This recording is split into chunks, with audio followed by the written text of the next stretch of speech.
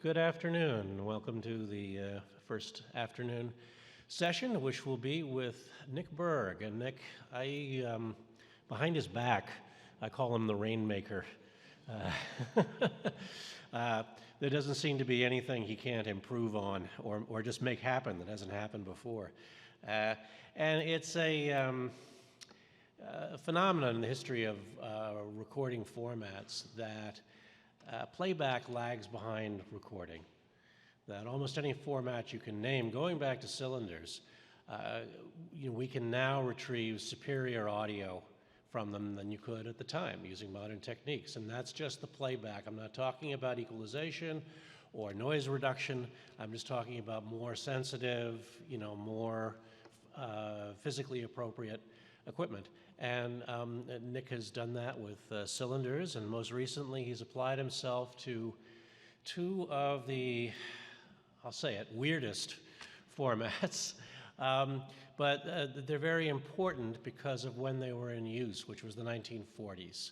And specifically, these are about recordings that started as a Library of Congress initiative. Harold Spivak, who was the director of the music division in those years, had approached the different branches of the armed forces during World War II about recording folk music, actually, in the field, places that they were going, but also they could use the equipment to record combat and their own activities. Well, the only branch of the service that took him up on it was the Marines. And however, they benefited from the fact that the Navy had been testing different kinds of recorders in the field, and Nick will get into that. And one of them was Amertape, this film-based system. We have an example here. We'll pass it around. The other is wire, very thin wire. It's a form of magnetic recording, just like tape, except it's this. If I were holding it up, you might not even see it unless it caught the light. And it's the devil to work with. But Nick is doing it for us, and he's doing the Amertapes, and it's very exciting. These are very important recordings of major battles from the Pacific, especially, including Okinawa and Iwo Jima. So with that, I'll bring up Nick Berg.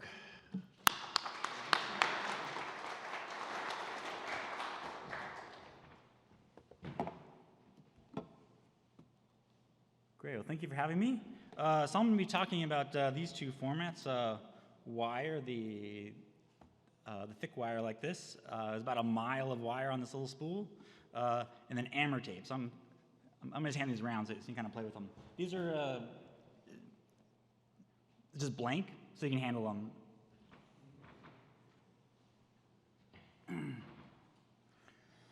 So this collection, as Matt was saying, was started at the Library of Congress. And they were recording on both of these formats, both very problematic formats, the wire on the left and the Amertape on the right. Both provide about an hour or a little over record time, and that was a very unique thing in the 40s. So these are images of the original machines, the World War II wire machine on the left, and the Amertape machine on the right. So these are portable machines. They weigh maybe like 35 pounds each, 40 pounds. And things like the Amertape even had like a volume limiter, so it was easier to record and not know the level in the field if there was some action going on and things like that. So I'm often tasked with very problematic recordings, from wax recordings to broken lacquer to deteriorated film and that sort of thing. And these formats are among the most difficult formats ever, especially Amertape. It may be up there with the most difficult format. And it's largely because of issues in playback that we'll discuss. So because they're problematic, it's not really an option to just use the original equipment. Custom equipment has to be built. So on the left is the custom machine for playing the wire recordings, and then on the right is the Amertape. And I'll talk about kind of like the reasons for the different designs and that sort of thing. To understand these formats, it's helpful to kind of go back a little bit. So at this time, in the late 30s and early 40s, disc was king, and it was used for all professional recording, for music recording, for broadcast recording, field recording, it was all disc. And a disc had advanced to a very high level. So it was possible to get excellent sound quality on disc at the time. But the big issues with disc are the runtime. So, the 16-inch records used for doing broadcasting will get you about 15 minutes. So you can keep going up and up in size, but at some point it gets really impractical to have this big disc. As a safety problem, it's easier to break, and that sort of thing. But it's also a problematic because the linear speed of the disc is changing between the outside diameter and the inside diameter. And so as the disc gets bigger, that change even gets more dramatic. So they went to things like constant linear speed, and all of a sudden it's still a very complicated operation to record on disc. So it's just not really a practical option to do long runtime on disc. Of course, optical sound recording is an option, record on film, so now it's like a tape base, so you have a reel.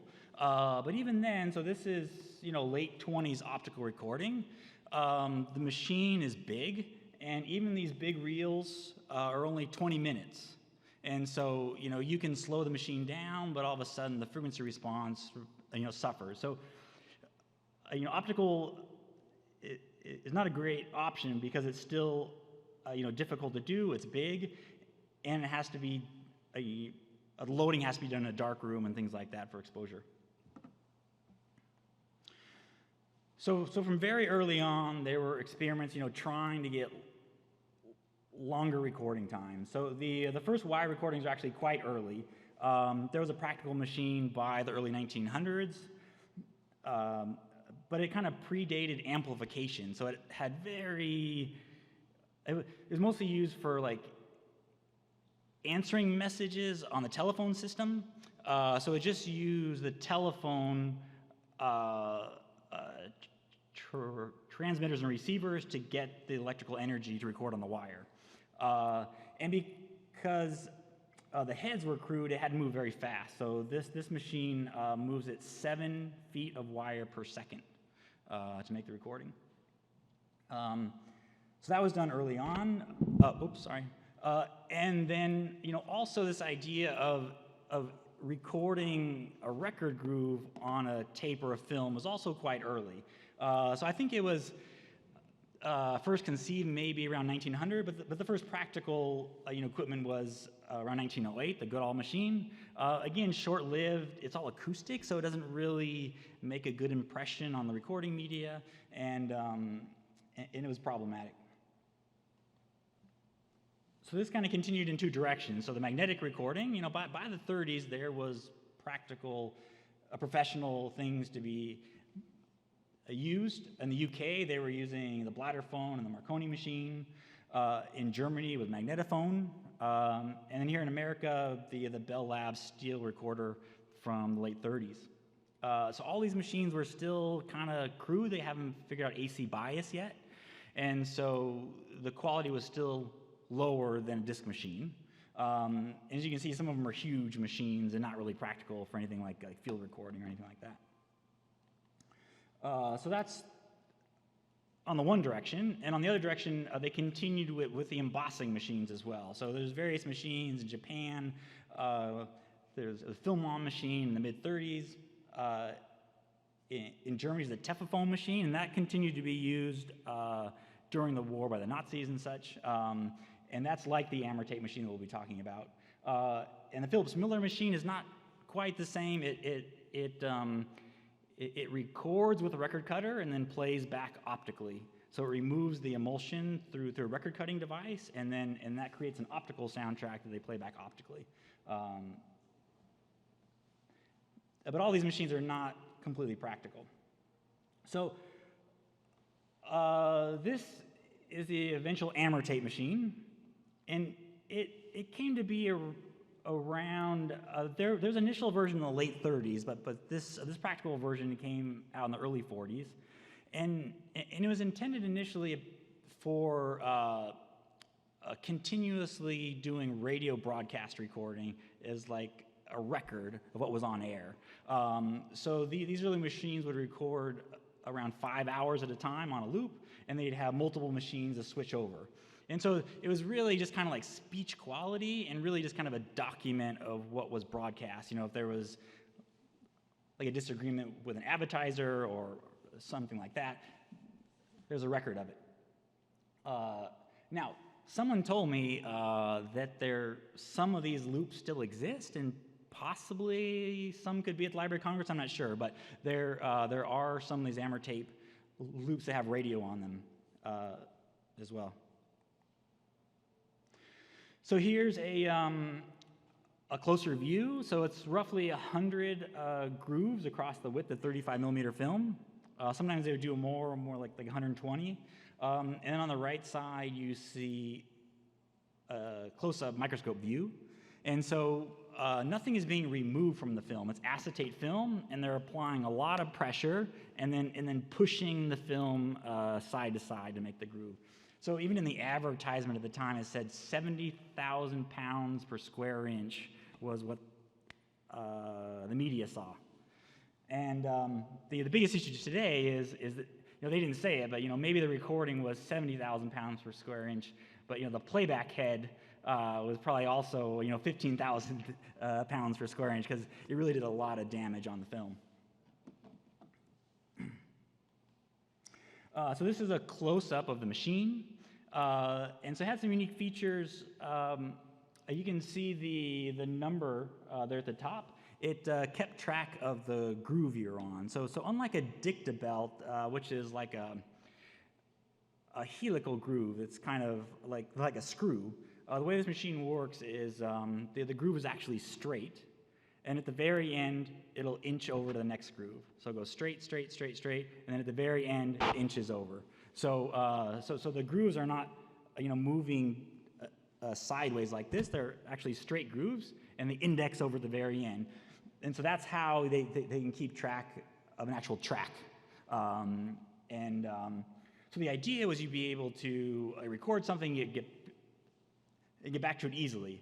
I mean, in a way, because it's a loop, so it's a minute for the loop to go around, and so you could record something and potentially just go back after a minute and get back to where you were and hear it right away.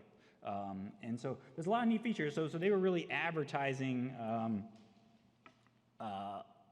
the robustness of the machine. So they claimed, unlike a disc machine or anything like that, you could do the recording upside down the machine. If it was bouncing around in the back of a car or anything like that, it was made for this kind of hard industrial use. So here's a quick example of them first trying to use this recorder in a Saipan. We are now cutting on track 3. What else is there to say? It's pretty hard to put a new thread in this machine, having a little bit of trouble. Now it seems to be working all right. All right, I guess that's about all. We are still cutting on track 3. This is Pete C. You'll hear from him a little Still cutting later. on track 3. Still cutting on track 3. Still cutting on track 3. We're now going to turn the machine off. 1, 2, 3. So this is them, starting to learn how to use the machine, and so the biggest issue, like I said, is even though they're able to get reasonable recording quality, the playback was really rough, because they wanted to be able to play back almost upside down as well, or bouncing around in a Jeep and that sort of thing. And so there's not much compliance in the playback arm, and it's sitting on the groove in a very heavy way. So this is a microscope groove of some of these areas of damage. So not only is there a break in the film, but you can see the mangled grooves and kind of almost erased grooves by something getting stuck, and the playback style is not able to move.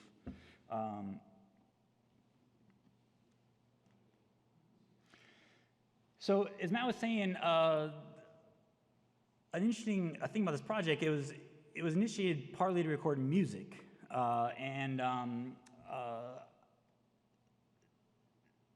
after the Battle of Guam, a big camp was set up there in Saipan, and this camp was interesting because it was huge, hundreds and hundreds of acres with areas of different groups. So there was a group of GIs, there was a hospital, there was a Japanese camp, of interned Japanese, there was a camp of Koreans, there was a camp of Chamorros, and also, I guess, a group from Okinawa was there.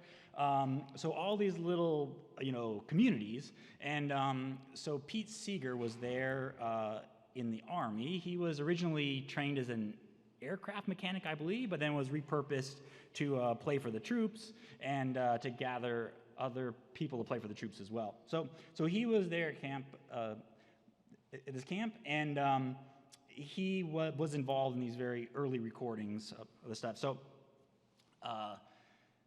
So even though a lot of the initial interest is about the battle recordings and the interviews, there's a lot of ethnographic recordings on these Amber tapes as well. And the one I'll play you is a Korean example, and as a Korean musicologist listened to it, and he didn't think there was any example of that before the Korean War that he knew of. So there's a lot of interesting music on these as well. So here's a picture of Pete at the camp.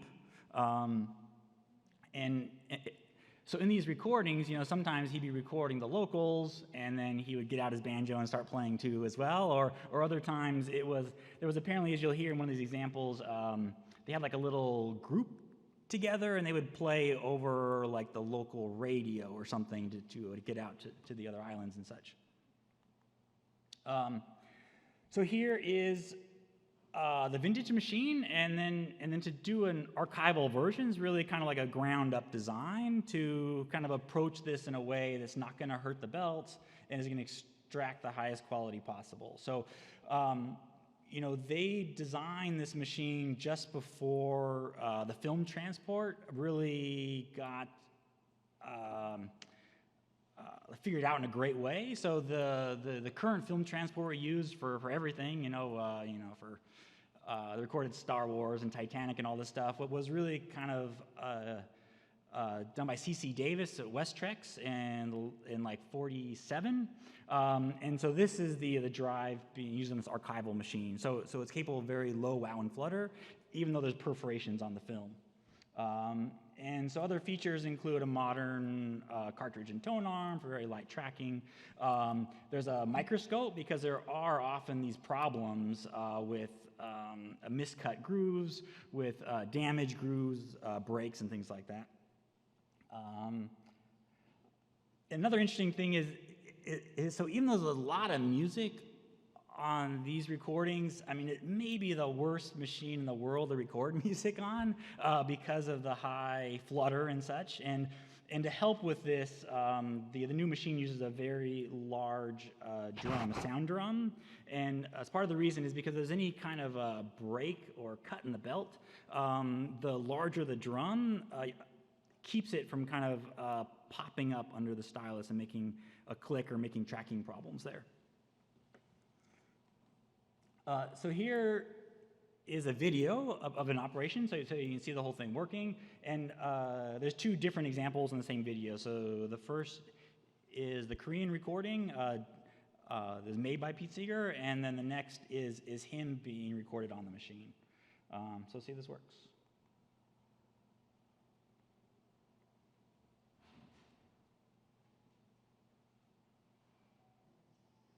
영감한 내 아들의 중의 충성을 사랑하는 어머니는 자랑해주마 굳세게 나가는 우리나라의 조국을 지키시는 어머니들을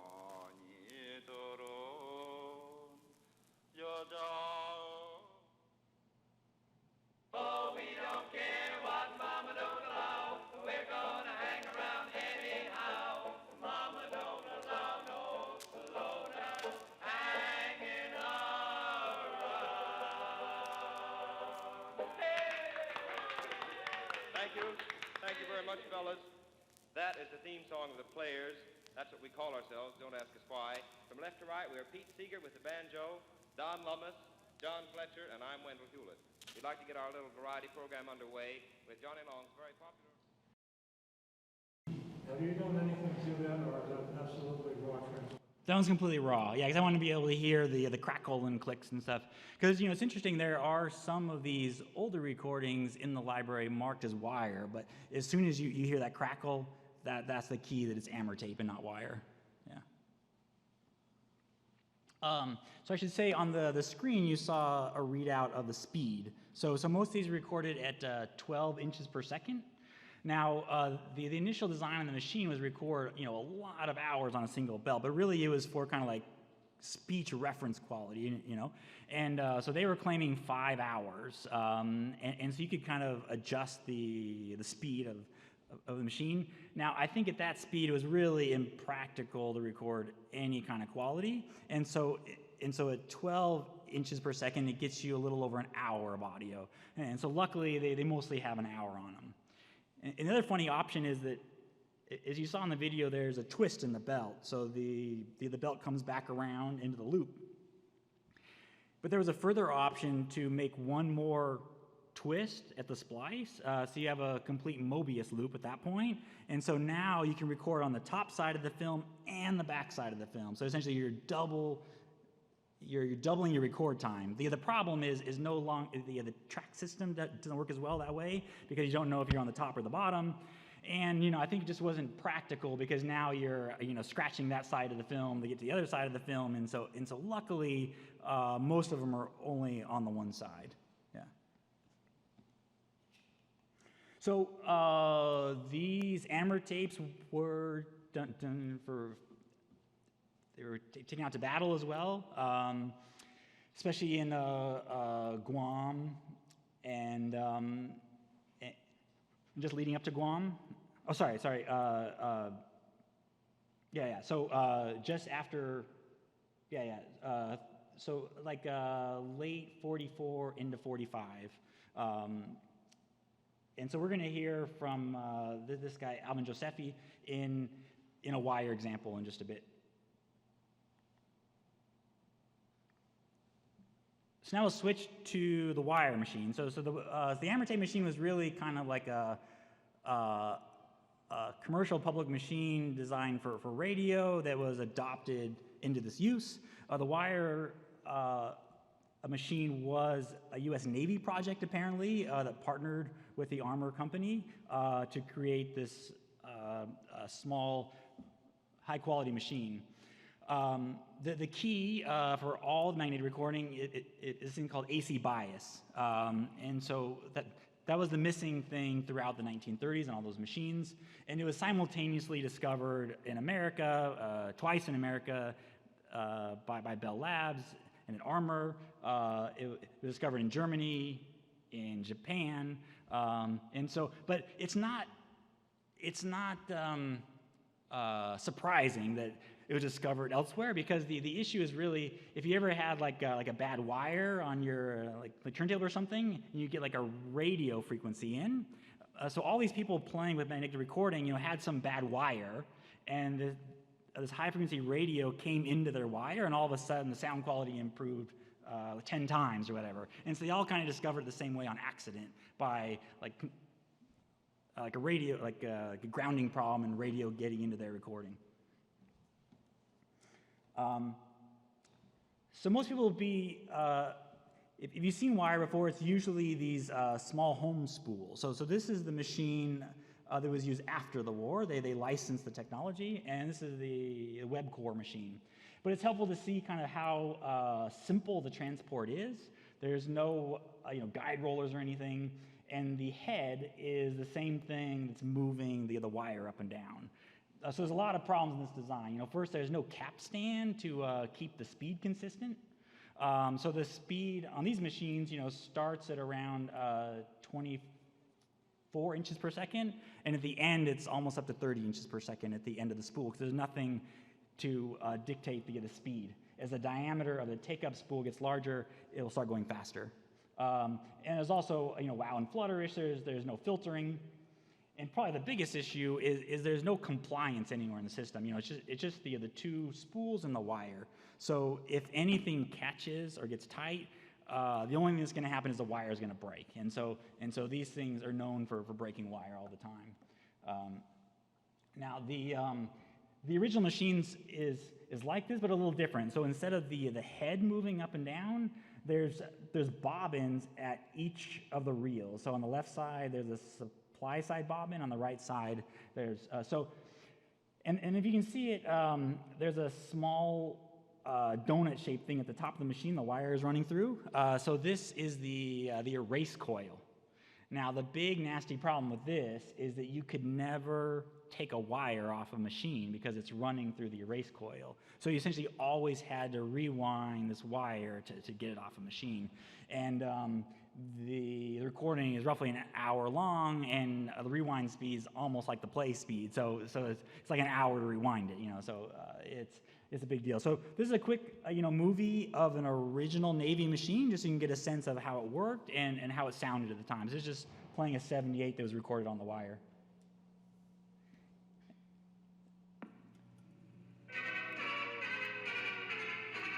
I'm gonna sit right down and write myself a letter and make believe it came from you. I'm gonna write words so sweet, they're gonna knock me off of my feet. A lot of kisses on the bottom, I'll be glad I got 'em. I'm gonna smile and say, I hope you're feeling better. I'll close with love the way you do. I'm gonna sit right down and write myself a letter. And I'm gonna... So at the end of the day, the wire was the better of the two formats, and luckily there's more wire in the collection than there is Amortape, because especially now it's easier to extract higher quality from the wire than it is the Amortape, but both of them have different issues of different kinds. So as I mentioned, the main issue on the original machines, there's no speed consistency. They'll change between the beginning and the end, and even at the beginning, as the machine starts to warm up and as the grease becomes a little softer, the machine will start to speed up. And so the speed's always changing. Luckily, the machines have a lot of hum in them, and the hum is a really helpful key for knowing the original speed. And so we can adjust the speed to the hum that was recorded at the time. And as I mentioned, there's no compliance in the system except for the wire itself. So if anything goes wrong, the wire is going to break. And they didn't really have great braking systems or anything like that. So when it did break, they tend to very quickly tangle in big knots and all that. You had to rewind through the head, and so the head wore out quickly and started to get ridges and things. And the gaps on the heads were very coarse because it was kind of a combo head. So the one head was the record, erase, and play all together on one head. And there's also deterioration issues. So the original World War II wires are all just regular steel, and so they will rust. They had coated them at the time with kind of like a lubricant, like a thin grease. And now that grease has become very sticky. And so usually if you put these things on, they'll just stop the machine because of how sticky the grease is. So the grease has to be cleaned off first and then played. The other big issue with wire is a loose wind. So even if it doesn't look completely like tangled, if it's loose, as soon as it starts to move, the layers will start to fall on one another, and they'll quickly just start knotting, almost like an automatic knotter. And then, of course, the issue with tangling. So this is kind of an extreme example, but it's over a mile of wire, and so at some point the tangles will get so complicated that you are not able to fix them. I mean, the wire's thin enough where you can start to do it, but it'll start to break on you and that sort of thing. So as it gets to this place, not much you can do about it. And this is just a close-up of the head, just for clarity. So unlike a tape recorder that has a flat head, this is kind of the shape of a skateboard half pipe. And by kind of going around the wire, they were able to fully magnetize the entire diameter of the wire. And that's why if the wire is turning, it's less important than you would expect. Because if it was a tape and you're on the back side of the tape, it would be horrible quality. But because of the head design, it doesn't work that way. So this is an image of the archival wire machine I built. And again, so now it uses a capstan like a tape machine, so there's absolute speed control. And the speed can vary widely from like 50 inches per second down to a very slow speed. If there's any kind of loose pack or beginning of knotting, the only safe things to do is to very slowly unwind it and then rewind it. And so you're talking about an hour recording, and now you want to go at like a tenth the speed, and so it takes hours and hours. So usually it's just kind of done in the background. This thing just kind of slowly unspooling the wire. And it uses compliance rollers now. So now if there is any catch at the spool, it's common, as the wire layers are kind of adjusting themselves or whatever for like the friction to change. And so you don't want a situation where there's like a tight pull on the wire and the wire to break. So the damping rollers help to take up any of that kind of a discrepancy in the playback of the wire itself. And also it'll handle the different sizes. So almost all these are recorded on the big size that you saw, but also the smaller size is very common too. So here's an example of a World War II Marine wire on the machine being played back. And this is just before the landing of Iwo Jima. Hopefully this works.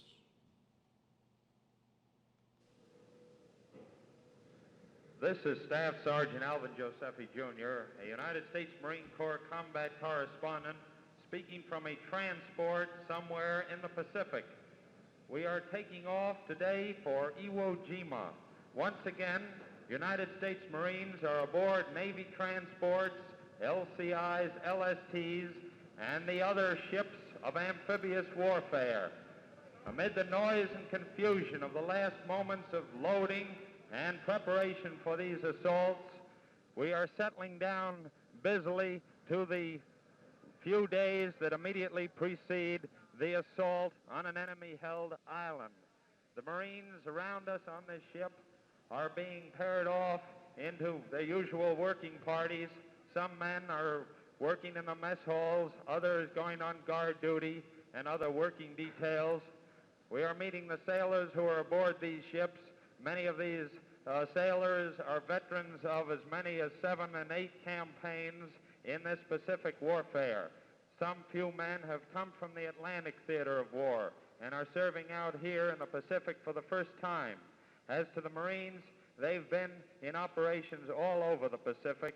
Some of them have been in the Marianas and the Carolines and the Marshalls and the Gilberts. We are ready to leave very shortly now. Jeeps, the final jeeps are being put aboard. One is being lowered right in the hold immediately ahead of us. It is probably the last jeep that will come aboard here. One just preceded it and was rolled into place in the hold. Got the noise of winches and the noise of various pieces of equipment rolling around on deck and down in the holds.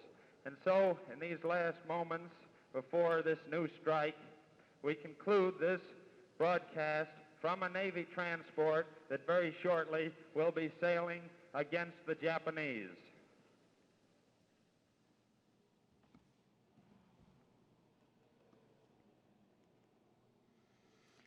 So here's another wire recording after the landing of an individual. So these wires are kind of a wide range. So there's on the one side there's some music recordings. There's interviews of troops after combat or before combat or and things. And there's some of there's just general kind of broadcasts as well. I'll play one later.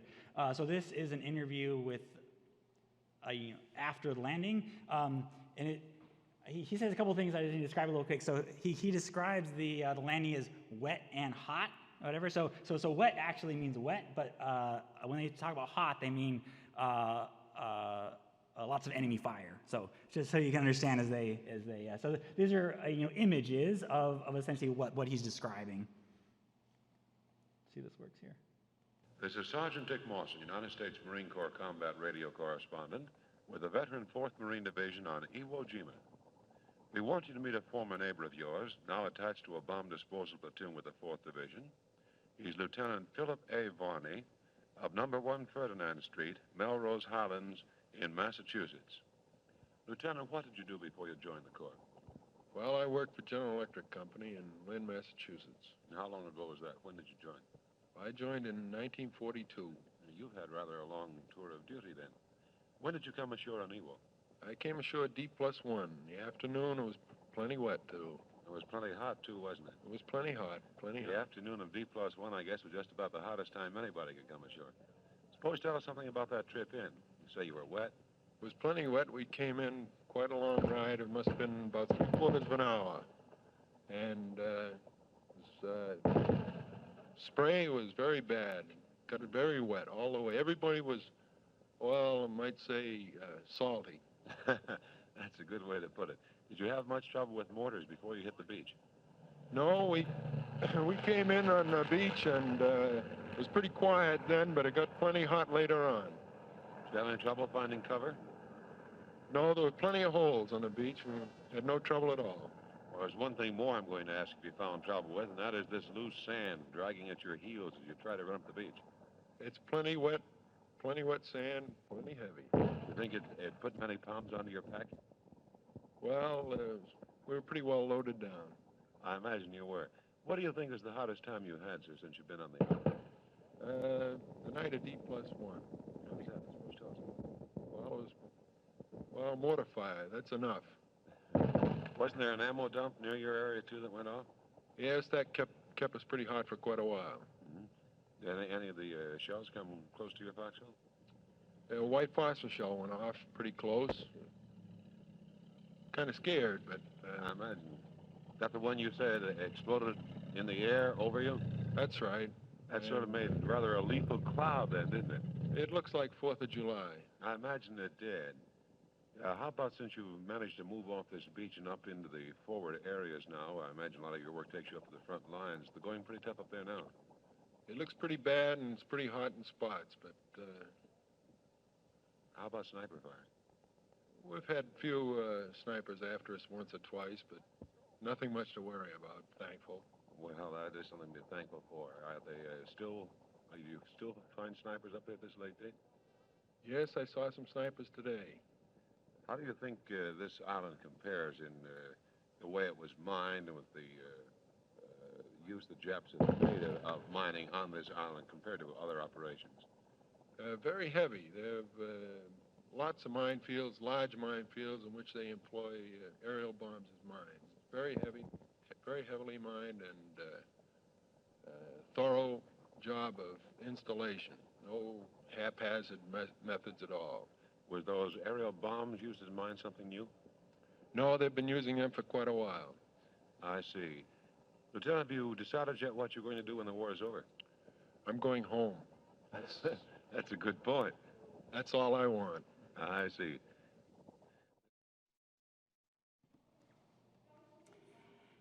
And just the last example to show kind of the wide range. So it's along with the interviews, there's always these kind of general pieces as well. So this was like an extended general piece on the building of large farms in Guam, and they're interviewing. So they shipped in agricultural experts from the States to help with these farms to provide fresh fruit and vegetables for the troops and such. This is kind of the end section of a longer piece.